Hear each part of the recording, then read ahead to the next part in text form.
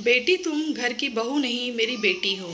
दफ्तर से आते आते रात के 8 बज गए थे। घर में घुसते ही पूजा के बिगड़ते तेवर देख चंदन भाप गया कि जरूर आज घर में कुछ हुआ है, वरना मुस्कुराकर स्वागत करने वाली का चेहरा उतरा ना होता। सारे दिन मोहल्ले में होने वाली गतिविधियों की रिपोर्ट जब तक मुझे सुना न देती उसे चैन नहीं मिलता था। जलपान के साथ साथ बतरस पान भी करना पड़ता था। खबर अखबार पढ़े बिना पास पड़ोस के दुख सुख के समाचार मिल जाते थे। शायद देरी से आने के कारण ही पूजा का मूड बिगड़ा हुआ है। पूजा से माफ़ी मांगते हुए बोला, सॉरी, मैं तुम्हें फ़ोन नहीं कर पाया। महीने का अंतिम दिन होने के कारण बैंक में ज़्यादा काम था। तुम्हारी देरी का कारण मैं समझ सकती हूँ, पर मैं इस कारण दुखी नहीं हूँ। पूजा बोली, फिर हमें भी तो बताओ, इस चांद से मुखड़े पर चिंता की कालिमा क्यों? चंदन ने पूछा। दोपहर को अमेरिका से बड़ी भाभी का फ़ोन आया था कि कल माताजी हमारे पास पहुंच रही हैं। पूजा चिंतित होते हुए बोली, इसमें इतना उदास व चिंतित होने की क्या बात है? उनका अपना घर है, वे जब चाहे आ सकती हैं। चंदन हैरानी से बोला, आप नहीं समझ रहे हैं। अमेरिका में माँ जी का मन नहीं लगा, अब वे हमारे ही साथ रहना चाहती हैं। पूजा ने कहा, अरे मेरी जान, अच्छा है ना, घर में रौनक बढ़ेगी, बर्तनों की उठापटक रहेगी। एकता कपूर के सीरियलों की चर्चा तुम मुझसे न करके माँ से करोगी। सास बहू मिलकर मोहल्ले की चर्चाओं में बढ़ चढ़कर भाग लेना। चंदन चटखारे लेते हुए बोला, तुम्हें मजाक सूझ रहा है और मेरी जान सूख रही है। पूजा बोली, चिंता तो मुझे होनी चाहिए। तुम सास बहू के शीत युद्ध में मुझे शहीद होना पड़ता है। मेरी स्थिति चक्की के दो पाटों के बीच में पीसने वाली हो जाती है। न माँ को कुछ कह सकता हूँ न तुम्हें।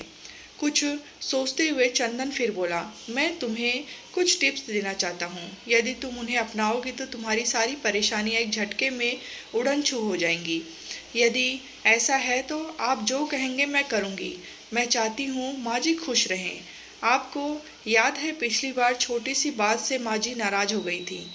देखो पूजा, जब तक पिताजी जीवित थे तब तक हमें उनकी कोई चिंता नहीं थी। जब से वे अकेली हो गई हैं, उनका स्वभाव बदल गया है। उनमें असुरक्षा की भावना ने घर कर लिया है। अब तुम ही बताओ, जिस घर में उनका एक छत्र राज था वो अब नहीं रहा। बेटों को तो बहुओं ने छीन लिया। जिस घर की तिनका तिनकियां जोड़कर एक माँ ने अपने हाथों से संवारा, उसे पिताजी के जाने के बाद बंद करना पड़ा। उन्हें कभी अमेरिका तो कभी यहाँ हमारे पास आकर रहना पड़ता है। वे खुद को बंधन में महसूस करती हैं, इसीलिए हमें कुछ ऐसा करना चाहिए जिससे उन्हें अपनापन लगे। उनको हमसे पैसा नहीं चाहिए, उनके लिए जो पिताजी की पेंशन ही बहुत है। उन्हें खुश रखने के लिए तुम्हें थोड़ी सी समझदारी दिखानी होगी, चाहे नाटकीयता से ही सही। चंदन पूजा को समझाते हुए बोला, आप जैसा कहेंगे मैं वैसा ही करने को तैयार हूँ। पूजा ने आश्वासन दिया। तो सुनो पूजा, हमारे बुजुर्गों में एक अहम नाम का प्राणी होता है। यदि किसी वजह से उसे चोट पहुँचती है तो पारिवारिक वातावरण प्रदूषित हो जाता है, यानी परिवार में तनाव अपना स्थान ले लेता है। इसीलिए हमें ध्यान रखना होगा कि माँ के अहम को चोट न लगे, बस। फिर देखो, चंदन बोला, इसका उपाय भी बता दीजिए आप। पूजा ने उत्सुकता से पूछा। हाँ हाँ, क्यों नहीं। सबसे पहले तो जब माँ आए तो सिर पर पल्लू रखकर चरण स्पर्श कर लेना। रात को सोते समय कुछ देर उनके पास बैठकर हाथ पांव दबा देना। सुबह उठकर चरण स्पर्श कर के साथ प्रणाम कर लेना। चंदन ने समझाया। यदि माँ जी इस तरह से खुश होती हैं तो यह कोई कठिन काम नहीं है। पूजा ने कहा, एक बात और, कोई भी काम करने से पहले माँ से एक बार पूछ लेना। होगा तो वही जो मैं चाहूँगा।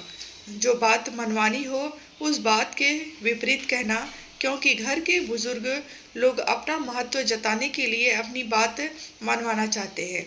हर बात में जी माँ जी का मंत्र जपती रहना, फिर देखना माँ की चहेती बहू बनते देर नहीं लगेगी। चंदन ने अपने तर्कों से पूजा को समझाया। आप देखना, इस बार मैं माँ को शिकायत का कोई मौका नहीं दूंगी। बस बस, उनको ऐसा लगे जैसे घर में उनकी ही चलती है। तुम मेरा इशारा समझ जाना। आखिर माँ तो मेरी ही है, मैं जानता हूँ उन्हें क्या चाहिए। कहते हुए चंदन सोने के लिए चला गया। पूजा ने सुबह जल्दी उठकर माँ जी के कमरे की अच्छी तरह सफाई कर दी, साथ ही उनकी ज़रूरत की सभी चीज़ें भी वहाँ रख दी। हम दोनों समय पर एयरपोर्ट पहुँच गए। हमें देखते ही माँ जी की आंखें खुशी से चमक उठी। सिर ढककर पूजा ने माँ के पैर छुए तो माँ ने सिर पर हाथ रखकर आशीर्वाद दिया। पोते को न देखकर माँ ने पूछा, अरे तुम मेरे चीकू को नहीं लाए? माँ जी वह सो रहा था, पूजा बोली।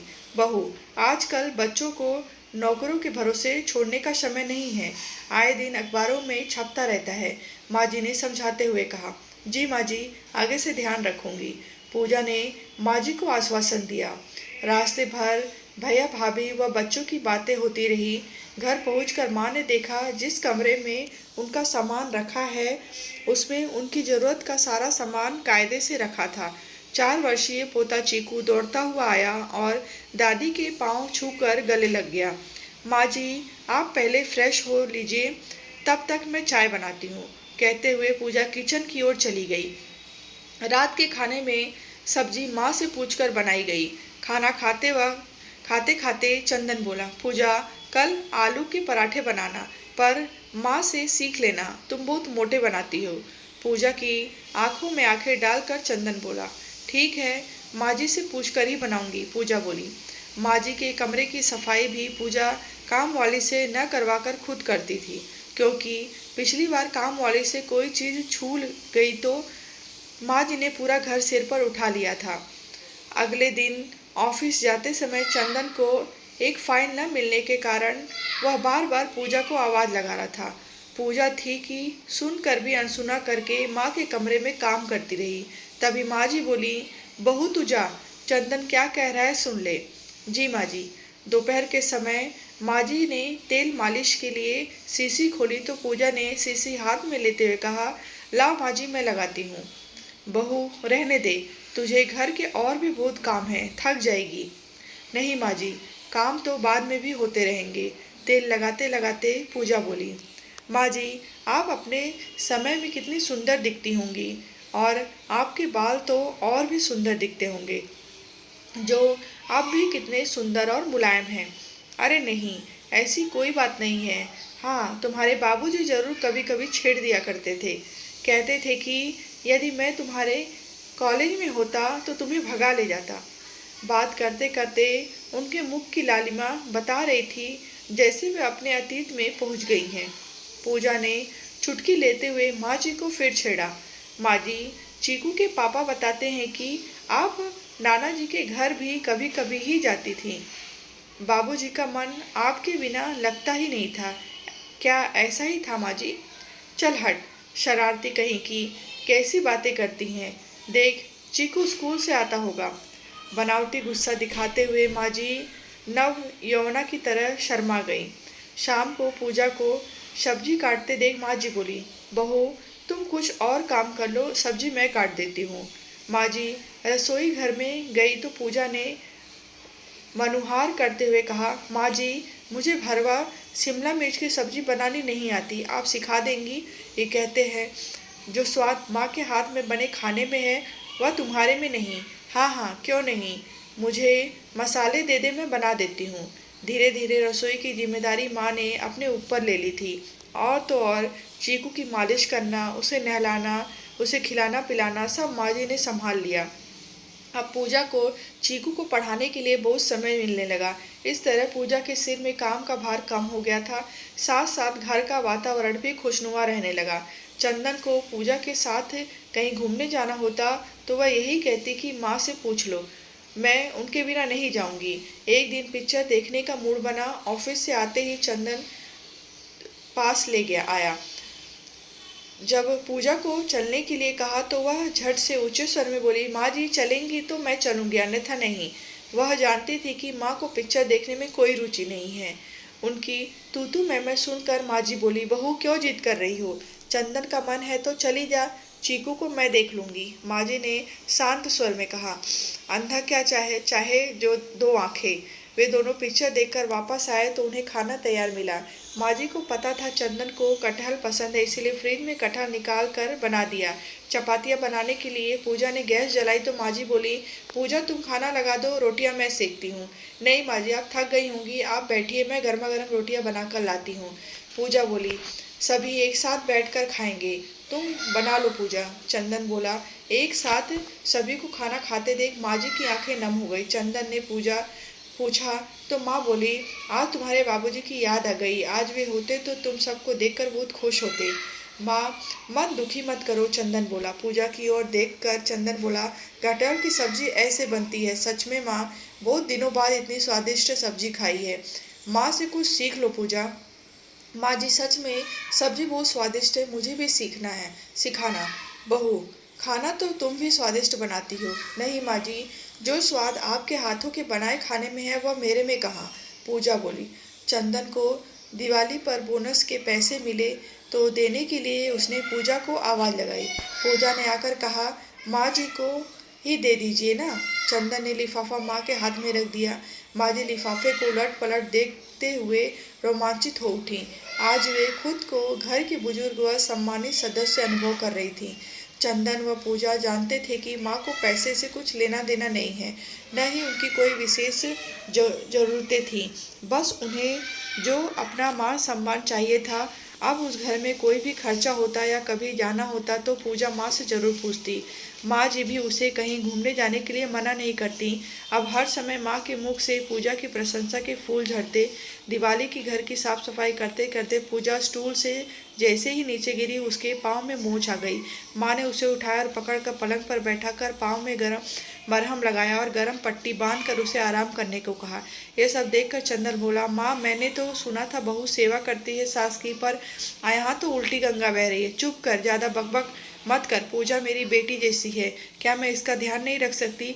प्यार से डांटते हुए माँ बोली, माँ जी, बेटी जैसी नहीं बल्कि बेटी कहो, मैं आपकी बेटी ही तो हूँ। पूजा की बात सुनते ही माँ ने उसके सिर पर हाथ रखा और बोली, तुम सही कह रही हो बहू, तुमने तो बेटी की कमी पूरी कर दी। घर में होता वही जो चंदन चाहता, पर एक बार माँ की अनुमति जरूर ली जाती। बेटा चाहे कुछ भी कह दे, पर बहू की छोटी सी भूल भी सास को सहन नहीं होती, इससे सास को अपना अपमान लगता है। यह हमारी परंपरा सी बन चुकी है, जो धीरे धीरे खत्म हो रही है। माँ जी को थोड़ा सा मान सम्मान देने के बदले उन्हें अच्छी बहू का दर्जा व बेटी का स्नेह मिलेगा, इसकी तो उनसे कल्पना ही नहीं की थी। पूजा के घर में हर समय प्यार और खुशी का वातावरण रहने लगा। दिवाली नज़दीक आ गई थी। माँ व पूजा ने मिलकर घर में पकवान बनाए। लगता है इस बार की दिवाली विशेष दिवाली रहेगी। सोचते सोचते चंदन बिस्तर पर लेटा ही था कि अमेरिका से भैया का फ़ोन आ गया। उन्होंने माँ के स्वास्थ्य के बारे में पूछा और बताया कि इस बार माँ उनके पास से नाराज़ होकर गई हैं। तब से मन बहुत विचलित है। यह तो हम सभी जानते हैं कि नेहा भाभी और माँ के विचार कभी नहीं मिले, पर अमेरिका में भी उनका झगड़ा होगा, इसकी वो कल्पना भी नहीं की थी। भैया ने बताया कि वे माफ़ी मांग कर प्रायश्चित करना चाहते हैं, अन्यथा हमेशा उनके मन में एक ज्वाला सी दहलती रहेगी। आगे उन्होंने जो बताया वह सुनकर मैं खुशी से उछल ही पड़ा। बस अब 2 दिन का इंतजार था, क्योंकि 2 दिन बाद दिवाली थी। इस बार दिवाली पर पूजा ने घर कुछ विशेष प्रकार की सजाया था। मुझे उत्साहित देखकर पूजा ने पूछा, क्या बात है, आप बहुत खुश नजर आ रहे हैं। अपनी खुशी को छिपाते हुए मैंने कहा, तुम सास बहू का प्यार हमेशा ऐसे ही बना रहे, इसीलिए खुश हूँ। नज़र मत लगा देना हमारे प्यार को, पूजा खुश होते हुए बोली। दिवाली वाले दिन माँ ने अपने बक्से की चाबी देते हुए कहा, बहू, लाल रंग का एक डब्बा है, उसे ले आ। पूजा ने माँ जी कहकर डब्बा लाकर दे दिया। माँ ने डब्बा खोला, उसमें एक खानदानी हार निकाला। हार पूजा को देते हुए बोली, लो बहू, ये हमारा खानदानी हार, इसे संभालो, दिवाली इसे पहनकर मनाओ, तुम्हारे पिताजी की यही इच्छा थी। हार देते हुए माँ की आंखें खुशी से नम हो गई। पूजा ने हार लेकर माथे से लगाया और माँ के पैर छूकर आशीर्वाद लिया। मुझे बार बार घड़ी को और देखते हुए पूजा ने पूछा। मैंने टाल दिया। दीप जलाने की तैयारी हो रही थी, तभी माँ ने आवाज़ लगाकर, चंदन जल्दी आओ, चीकू के साथ फुलझड़ियाँ भी तो चलानी है। मैं 7:30 बजने का इंतज़ार कर रहा था, तभी बाहर टैक्सी रुकने की आवाज़ आई। मैं समझ गया मेरे इंतज़ार की घड़ियाँ खत्म हो गई। मैंने अनजान बनते हुए कहा, चलो माँ, सेलिब्रेशन शुरू करते हैं। हाँ हाँ चलो पूजा, आवाज़ लगाते हुए कुर्सी से उठने लगी तो नेहा भाभी ने माँ के चरण स्पर्श किए। आदत के अनुसार माँ के मुख से आशीर्वाद की झड़ी लग गई। सिर पर हाथ रखे बोले ही जा रही थी, खुश रहो, आनंद करो, आदि आदि। भाभी जैसे ही पाँव छूकर उठी तो माँ आश्चर्य से देखकर रह गई। आश्चर्य के कारण पलक झपकाना भूल गई। हैरानी से माँ के एक बार भैया की ओर एक बार मेरी ओर देखा। तभी भैया ने माँ के पैर छुए तो खुशी होकर भाभी के साथ साथ मुझे व पूजा को भी गले लगा लिया। माँ ने भैया भाभी को आंखों को पढ़ लिया। पुनः आशीर्वाद देते हुए दिवाली की शुभकामनाएं दी। माँ की आंखों में खुशी की चमक देखकर लग रहा था कि दिवाली के शुभ अवसर पर अन्य दीपों के साथ माँ के हृदय रूपी दीप भी जल उठे, जिनकी ज्योति ने सारे घर को जगमग कर दिया। कहानी आपको अच्छी लगी हो तो लाइक करें, शेयर करें।